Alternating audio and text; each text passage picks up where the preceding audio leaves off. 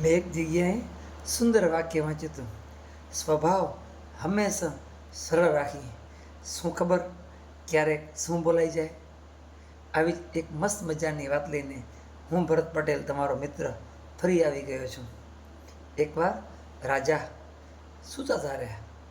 એમને સપનામાં મહાત્માજી દર્શન આપ્યા અને મહાત્માજીએ કીધું કે આજે રાત્રે તમને એક સાપ ડંખ મારશે અને તમારું મૃત્યુ નજીક છે.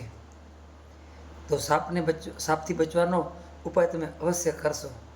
આવું સપનું આવ્યો ને, રાજા તો જાગી ગયા સપનામાંથી અને એમના દરબારમાં એમના રાજગુરુ હતા. એમને વાત કરી કે આજે એક મહાત્મા મને સપનામાં આવ્યા અને મને એમ કીધું કે તમારા જ ઘરની, તમારા જ રૂમની આપણે બગીચામાં એક બખોલ છે ઝાડ નીચે, એમાં જે સાપ રહે છે અને સાપ તમને રાત્રે આવીને ડસશે, તમને ડંખ મારશે, તમારું જીવન પૂરું થઈ જશે. કારણ કે કોઈ પૂર્વજન્મની બદલો લેવા માટે સાપ રાહ જોઈ રહ્યો છે અને આજે રાત્રે 100% આવશે એમ.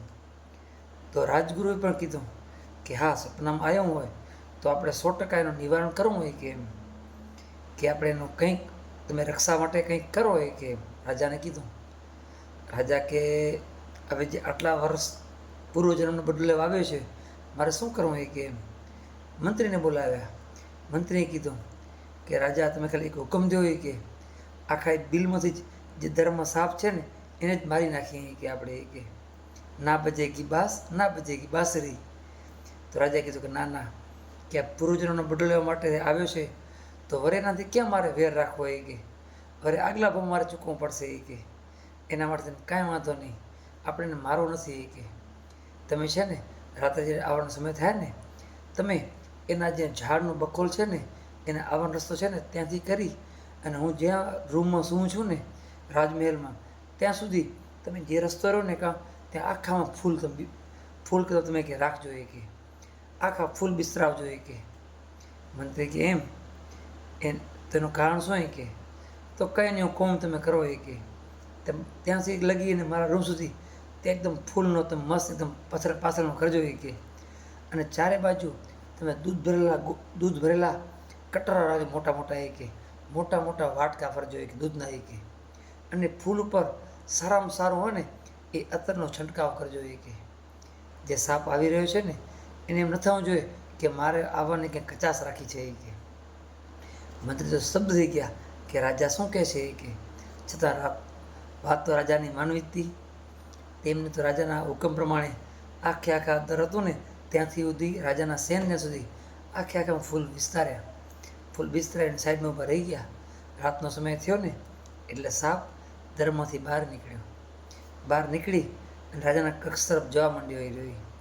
તે જોયું કે આખામાં ફૂલ ચારે બાજુ દૂધના કટોરા ભરેલા છે એ કે એના મનમાં વેર ભાવના હતી કે મારે રાજાને મારવો જ છે, કારણ કે વેર છે ને બહુ ખરાબ ચીજ છે.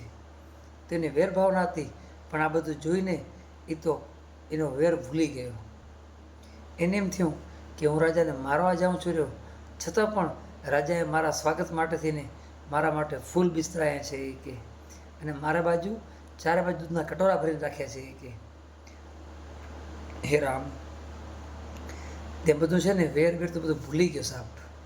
રાજા જ્યાં સૂતા હતા ને ત્યાં પહોંચી અને કીધું હે રામ, હે શિવ, કે રાજા હું તને મારવા માટે આવ્યો હતો એ કે. રાજાએ કીધું કે હા, મને પણ ખબર છે તમે મને મારવા માટે આવ્યા છો. મને મારા સપનામાં મહાત્માજીએ કીધું કે આજે રાત્રે સાપ જે બિલમાં રહેશે ને એ તને મારવા માટે આવશે એ કે. ત્યાં નાગે કીધું કે તને ખબર હતી કે હું તને મારવા આવીશ, છતાં પણ તે તારા રક્ષા માટે કંઈ કેમ કર્યો નહીં કે તે મારા માટે આ મોટું સ્વાગત માટે ફૂલ બિસ્તરાવ્યા, આ દૂધના વાટકા ભરી રાખ્યા એ કે.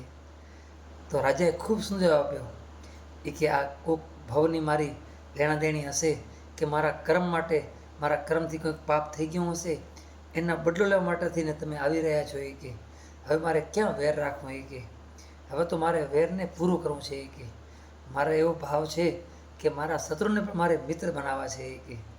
આ વાત સાંભળી અને નાગ ખૂબ ખુશ થઈ ગયા અને નાગે પોતાની મણી આપી દીધી કે આ મણી હવે તું રાખે કે તારામાં એવી શક્તિ છે કે તે તારા શત્રુને પણ તે તારો મિત્ર બનાવી નાખ્યો કે. તો ખરેખર આપણે સંસારમાં ઘણીવાર આપણા સ્વભાવના કારણે આપણે એકબીજાથી વેર રાખતા હોઈએ છીએ કે બસ મને આ કહી ગયો, મને આમ થયું તેમ થયું. પણ ખરેખર સ્વભાવ આપણે સરળ રાખશું ને તો કોઈનાથી વેર પણ રહેશે નહીં અને ચારે બાજુ સર્વ જગત આપણને એક સરખું લાગશે. તો બસ આપણે વ્યવહારને જેવો બનાવી કે કોઈના શત્રુતા રહે જ નહીં અને બધાને આપણે મિત્ર બનાવી. કારણ કે આ નાની અમથી દુનિયા છે ને એમ બસ હંમેશા કોઈના મિત્ર, કોઈના કામ આવે એવું કામ કરીએ. અને હંમેશા એક વાત કહું છું કે કામ એવું કરો કે પ્રભુ કરે યાદ. તો બસ આ વાત તમને ગમતી હોય તો આગળ શેર જરૂર કરજો.